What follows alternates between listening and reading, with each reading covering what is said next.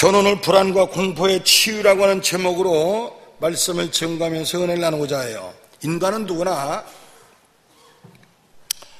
불안과 공포를 가지고 있습니다. 미국에서도 선진국이라고 하는 미국서도 1년에 약 25억 불, 여러분들 약 3조 정도가 신경안정제 또 수면제를 사용하는 데 소요되는 돈이 약 3억 불이라고 그래요. 이것은 현대의 많은 사람들이 불안과 공포와 마음의 안정을 잃고 잠을 이루지 못한다는 사실을 웅변해 주는 말씀인 줄 알아요. 이러한 인간이 갖고 있는 불안과 공포에 대해서 심리학자들은 인간에게는 누구나 가난에 대한 공포, 병마에 대한 공포, 또한 실패에 대한 공포, 죽음에 대한 공포, 우리는 항상 이런 공포가 마음속에 자리잡고 있거든요. 이처럼 인간이 느끼는 불안과 공포는 어떤 특정한 사람만이 당하는 것이 아니라 이 세상 사람이라면 누구나 다 당하는 그런 상태입니다. 오늘 우리 중에도 마음을 잡지 못하고 있는 사람이 있습니까? 물질 때문에, 가정 때문에, 직장 때문에, 자신의 진로가 막힌 것 때문에, 자신이 지니고 있는 지난날의 어떤 상처 때문에 안정감을 잃고 불안한 사람이 있습니까? 오늘 이러한 분들은 오늘 본문 말씀에 우리가 정말 주목할, 잘 들어서 소화할 필요가 있어요. 오늘 본문 말씀은 하나님의 종 엘리사와 그 사환 두 사람의 삶의 단면을 통해서 현대에 당하고 있는 불안과 공포를 타개하는 방법을 해주고 있어요. 엘리사의 사환은 현실의 여러 가지 고통스러운 여건에 휩쓸려 불안과 공포를 느꼈어요. 이스라엘 나라와 아람 나라가 전쟁을 벌이고 있었습니다. 이 아람은 어떻게든지 이스라엘을 공략하려고, 점령하려고 호시탐탐 기회를 노리고 있었는데 아람 왕이 가장 자기의 측근들을 모아놓고 이스라엘을 어떻게 공략할까 의논을 하면은 이스라엘에서는 이미 벌써 그 근처를 진을 치고 있다가 막아내고 오거든요. 그러니까 이 아람 왕이, 야, 우리 중에 누가 간첩이 있냐, 누가 접자가 있냐, 어떻게 우리가 공략하려고 하는 것을 그렇게 저쪽에서 다 아냐, 잡아내라 하니까 그때 그 가장 측근이 이런 말합니다. 왕이요,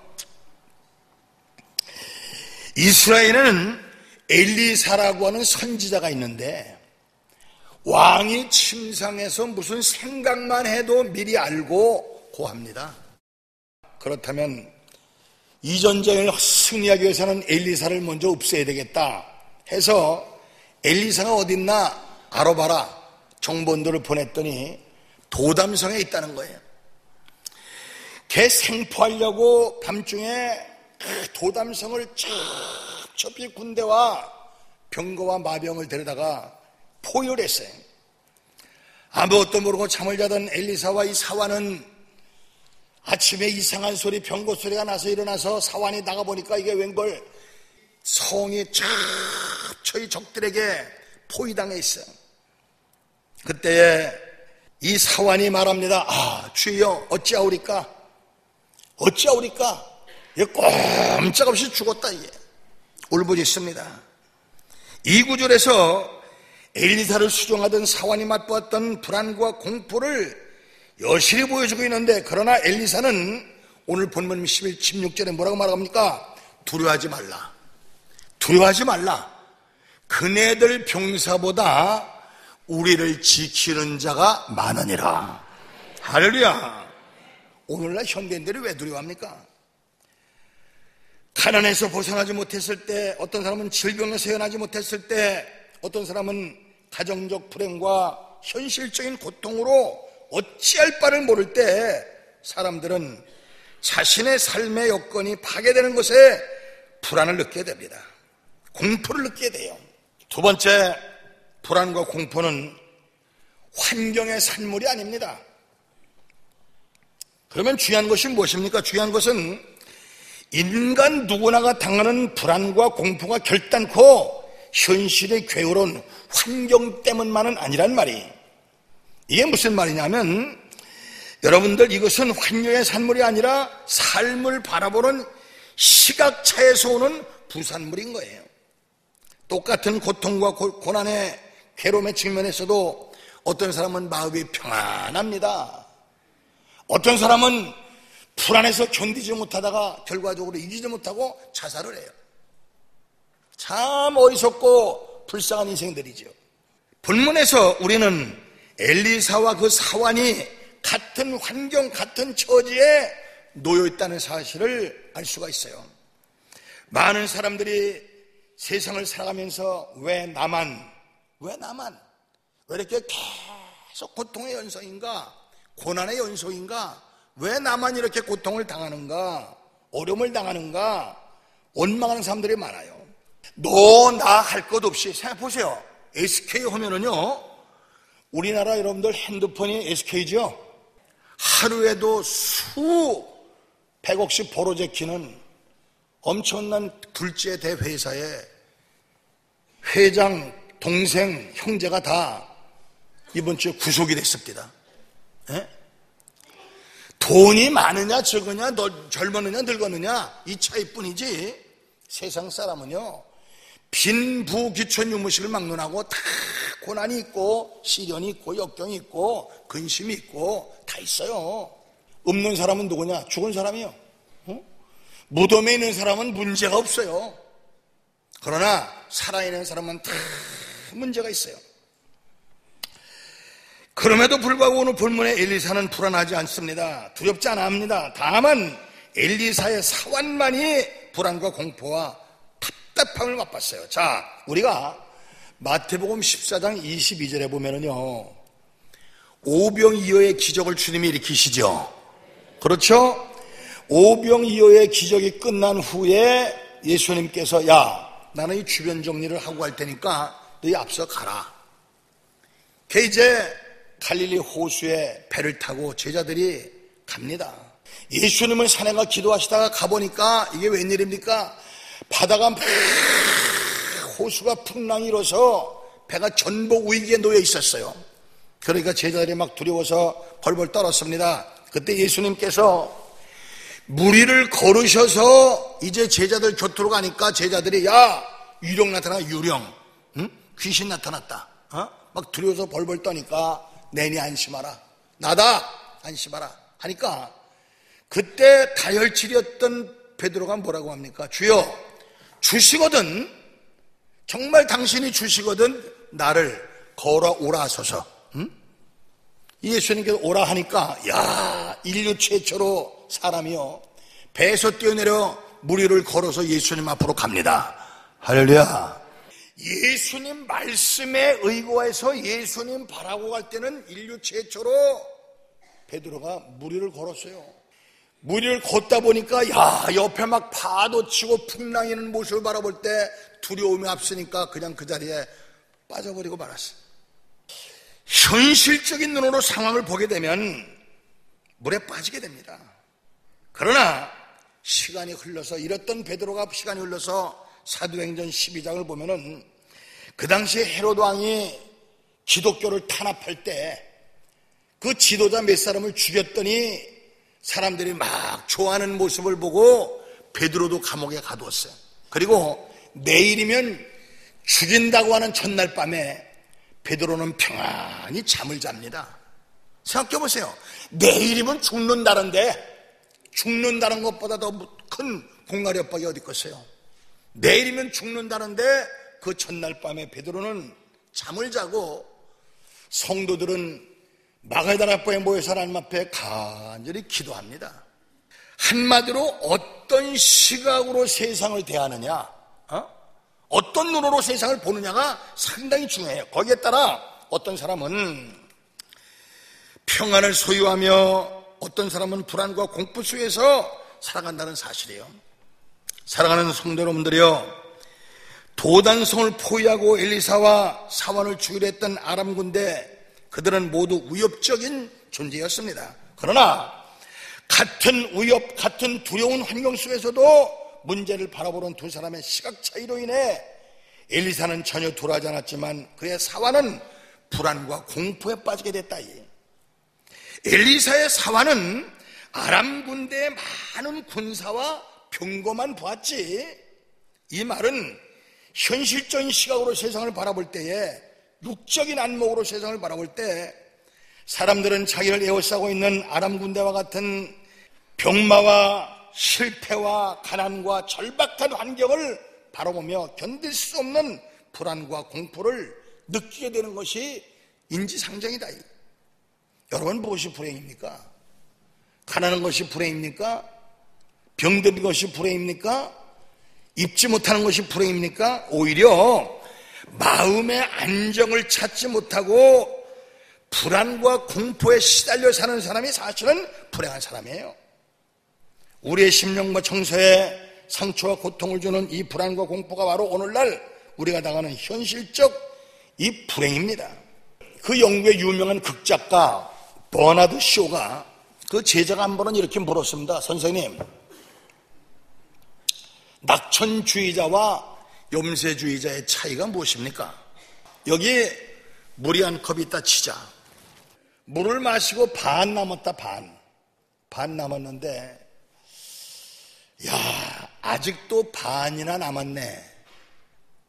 아직도 반이나 남았네 하는 사람은 낙천주의자고, 아이고, 반밖에 안 남았네 하는 사람은 염세주의자다.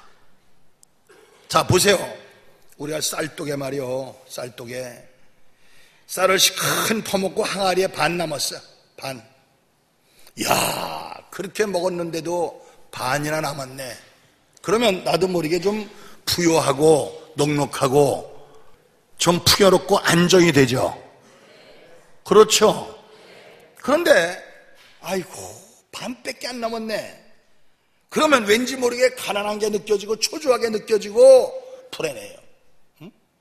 똑같은 환경을 바라보면서 어떤 사람은 마음이 풍요롭고 넉넉하고 감사하며 살아가는 사람이 있는가 하면 어떤 사람은 불안과 공포에 시달리다가 결과적으로 못 견뎌서 자살하는 사람들이 얼마나 많습니까? 나는 여러분들 부탁합니다. 낙천주의자가 되십시오. 아멘. 똑같은 환경이라도 대처하는 방법에 따라서 행과 불행이 갈라져요. 가끔 제가 그런 말 하죠. 세상 만사 모든 만물은 맘먹기 딸렸다. 그렇죠? 그렇죠? 우리가 감사할 조건을 찾아 감사하려면 얼마든지 감사할 조건이 많은데, 나는 불행하다, 왜 나만, 왜 이런 시련 고난 역경, 이런 생각하면은요 참 좀 절망의 늪에 빠져서 나중에는 자살하고 말아요. 난 여러분들 어제 그제 필리핀에서 오다가 뉴스를 보니까 세상에 어떤 어머니가 살기가 너무 힘드니까 공과금하고 집세 밀린 거 70만 원을 머리맡에 두고 유서를 써놓고 세 자매가 자살했다고 그래요. 얼마나 답답하고 얼마나 힘들면은 죽음을 택했겠어요. 그러나 우리가 사는 세상을 보면은요, 그 사람들보다 10배, 20배 더 어렵고 힘든 사람 있어요, 없어요? 많습니다. 많아요. 난 자살, 죽음, 참 여러분들 어리석고 불쌍한 사람들이지. 보세요.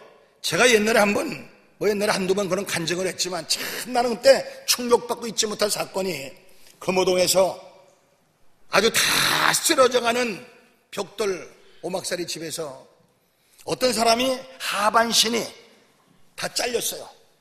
하반신이 다 잘려서 여러분들 움직일 수가 없으니까 자동차 타이어 일부분을 잘라서 벌리고 자기 몸을 넣고 끈으로 묶어서 이제 손에다가 나무로다가 이렇게 지팡이 같이 만들어서 그 타이어 조각을 끌고 다니면서 물건을 팔아요. 실도 팔고 비누도 팔고 옷빈도 팔고. 비가 오는 날 방에서 문을 열고 손을 내밀면 비가 손에 떨어져요. 얼마나 처절해요. 텔레비 PD가 가서 이 환경이 지금 불행하다고 생각지 않습니까? 했더니 아주 밝게 웃으면서 지금 방에 앉아서 비를 맞지 않고 비 오는 것을 쳐다볼 수 있는 내가 얼마나 행복한지 몰라요. 그래. 그 말은 그냥 지나가는 말이 아니라 정말 얼굴에 행복이 묻어나오는 것 같아. 난 그때 참 많은 것을 깨닫고 충격을 받아서 참 그 사건을 잊지를 못해.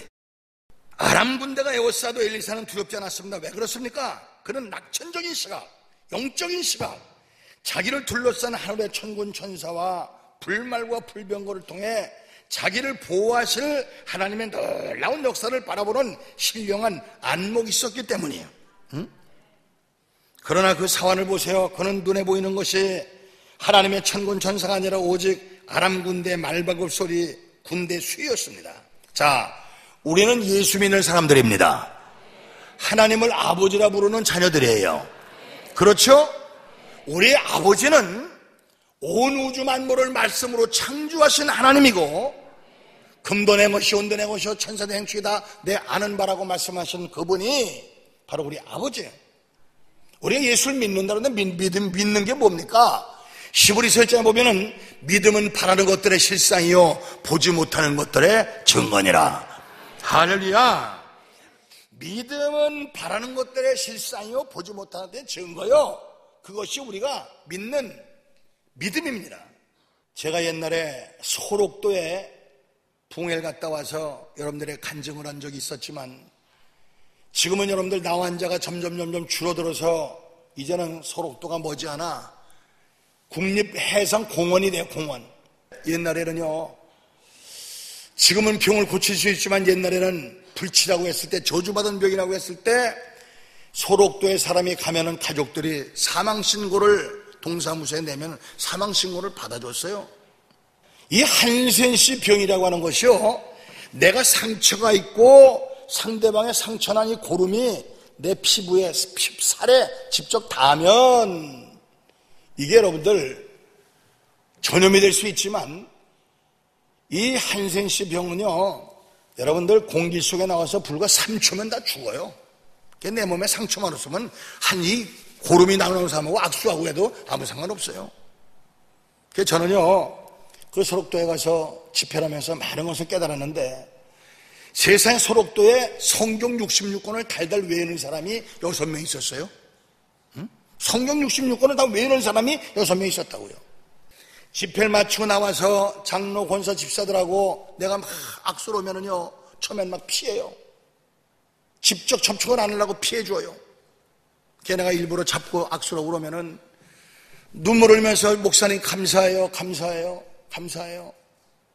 왜 감사하냐? 당신들이 뭐 감사할 조건이 있어? 하면은요, 목사님, 내가 소록돼 오지 않았더라면은 세상에서 방황하다가 지옥 형별 면치 못했을 텐데, 이 세상은 나그네 같은 세상인데 여기 와서나마 내가 예수 믿고 구원받아 영원한 천국 가게 됐으니 왜 내가 감사하지 않겠습니까? 그 감사는요, 그냥 외적인 감사가 아니라 중심에서 우러 터져나오는 진실한 감사였어요. 사실 우리가 감사할 조건을 찾으면은요, 얼마든지 있어요. 불안, 근심, 공포, 염려 다 여러분들 주님께 맡기고 믿음의 눈을 뜨고 요단강 저편을 바라볼 수 있는 지혜 있는 여러분 되어지기를 바랍니다. 당면한 현실을 영적인 시각으로 바라보십시오.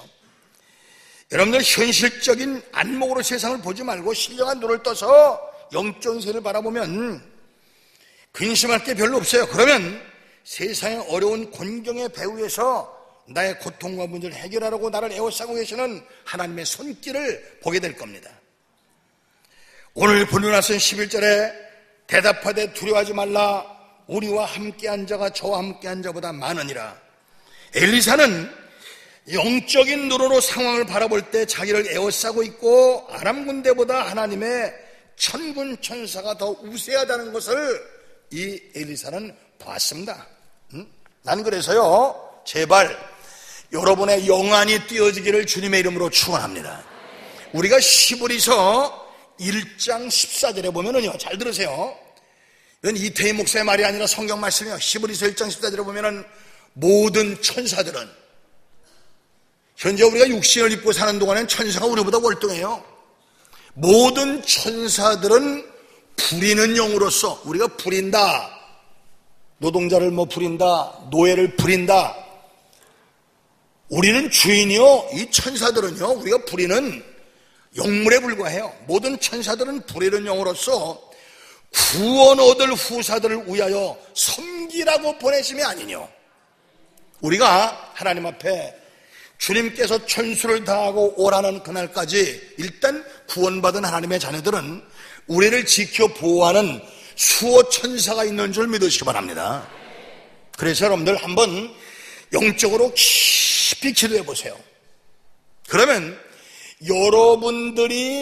여러분들을 보호하고 있는 수호 천사가 누군지 알게도 되고 이름도 알고 만나게도 돼요. 저는 여러분들 정말 기가 막힌 죽음의 언덕에서, 막 죽음의 위기에서 여러분들, 나는 내 수호 천사가 나를 지켜주고 기적적으로 살려준 것을 난 여러 번 체험했어요. 그래, 그 이름도 알아요. 모든 천사들은 부리는 영으로서 구원 얻을 후사들을 섬기라고 보내심이 아니뇨. 항상 주님 앞에 서는 그날까지 나와 함께하는 수호 천사가 있다는 사실을 기억하시고 감사하고 세상을 넉넉히 믿음으로써 이길 수 있는 저와 여러분 되어지길 바랍니다. 우리가 영적인 눈으로 성경을 읽어야 하나님께서 지금 이 세대에 향하여 말씀하시고자 하는 메시지를 깨달을 수가 있어요. 영적인 눈으로 세상을 바라봐야 우리를 보호하기 위해 하나님께서 하늘의 천군 천사를 보내셨음을 알게 됩니다. 영적인 시각을 가지고 믿음의 눈으로 이 세상을 바라볼 때 세상 끝날까지 우리와 함께 하시는 주님, 그 주님께서 생활 곳곳에서 발견할 수가 있어요. 지금 우리가 보면은 경제가 어렵다, 힘들다, 너무 어렵다, 힘들다 그러지 말아요. 얼마나 어렵습니까? 굶습니까? 지금 한 데서 사진 않잖아요. 너무 여러분들 현실에 행정 앞만 바라보고 절망하고 실망하고 좌절하고 자살할 생각하고 그런 짓 하지 마시고, 여러분들, 자, 불안과 공포는 믿음이 강할 때는 찾아오지 않습니다. 다윗을 보세요. 블레셋 장군 골리앗이 얼마나 대단한 장수예요. 사람들이 무서워서 덜덜 떨며 전쟁할 의지를 다 잊어버렸을 때 어린 소년 다윗이 물맷돌 하나 가지고 어찌 할례 받지 못한 이방나라 저 괴인이 무엇이건데 만복의 근원 되신 하나님을 없이 여기느뇨. 그냥 물맷돌 하나 던졌을 때에 그 어려운 소년 다윗을 통해서 골리앗 장군이 쓰러지지 않습니까? 여러분들이 하나님 앞에 믿음으로 기도할 때 이 블레셋 같은 장벽들이 허물어질 줄 믿으시고, 시편 3편 6절에 보면은 천만인이 나를 둘러 치려 하여도 나는 두려워하지 아니하리라. 시편 20편 3절에 군대가 나를 대적하여 진칠지라도 내 마음은 두렵지 아니하며 전쟁이 일어나 나를 치려 할지라도 내가 오히려 안연하리로다. 여러분, 지금 무엇에 둘러싸여 있습니까? 믿음의 눈으로 주님의 역사를 바라보십시오. 여러분이 얽매이고 있는 현실은 아무것도 아니라는 사실을 여러분들 금방 깨닫게 될 거예요. 마지막으로 우리가 간절히 기도할 때 영적인 시각이 열려요. 시편 23편에 보면 시편자는 뭐라고 고백합니까? 여호와는 나의 목자시니 내가 부족함이 없으리로다. 그가 나를 푸른 초장에 누이시며 쉴만한 물가로 인도하시노다. 우리가 믿음의 눈을 뜨고 기도할 때에 시편 기자의 고백이 우리의 고백이 되어질 줄로 믿습니다. 그러면 그 믿음의 시작은 어디에서 나옵니까? 기도에서 나와요. 기도는 하나님과 통하는 유일한 생명줄인 줄 믿으시기 바랍니다. 여러분들, 기도는 하나님과 통하는 유일한 생명줄이에요. 기도하면 신앙적인 눈이 열리고, 신앙적인 눈이 열리면 하나님의 비밀하신 역사가 내 눈에 보이게 되는 거예요. 그러기에 에레미야 선지자는 에레미야 33, 3절에 너는 내게 부르짖으라 내가 내게 응답하겠고 네가 하지 못하는 크고 비밀한 일을 내게 보이리라. 우리는 이해할 수 없는 엄청난 파도 같은 사건들이, 태산줄력 사건 같은 사건들이 우리가 하나님 앞에 믿음으로 기도할 때에 평탄해지고 허물어지고 해결되는 역사가 나타날 줄로 믿습니다. 아멘. 저는 부탁해요. 오늘 본문 17절, 18절, 20절에 보면 기도하여 가로되 엘리사가 기도한다는 말이 여러 번 나오죠. 엘리사의 기도처럼 나의 하나님, 우리를 하나님의 손길을 볼 수 있는 용안을 띄워 주시옵소서. 내 눈을 열어 하나님의 기적을 보게 하옵소서. 기도하시는 저와 여러분 되어질 바랍니다. 엘리사의 기도는 우리 눈에는 간단한 기도처럼 보이지만 아주 간절한 기도였어요. 두려워서 벌벌 떠는 사환에게 하나님이여 저 사환의 눈을 열어주셔서, 사환의 눈을 열어주셔서 하나님 천군 천사가 우리를 지키고 있는 모습을 보게 해 주시옵소서. 우리가 지금 현실을 바라볼 때는 안타깝고 답답하고 절망적이고 더 이상 소망이 없어 보이지만, 그러나 천군 천사가 나와 함께 하시고 하나님이 내 아버지시고 나와 함께 하신다는 사실을 우리가 믿기만 하면, 그래서 로마서 8장 28절에 하나님을 사랑하는 자 곧 그 뜻대로 부르심을 입은 자들에게는 모든 것이 합력하여 선을 이루느니라. 이 합력과 선을 이루실 하나님을 바라보며 세상을 넉넉히 싸워 승리할 수 있는 믿음의 성도들이 다 되어지기를 주님의 이름으로 축원합니다.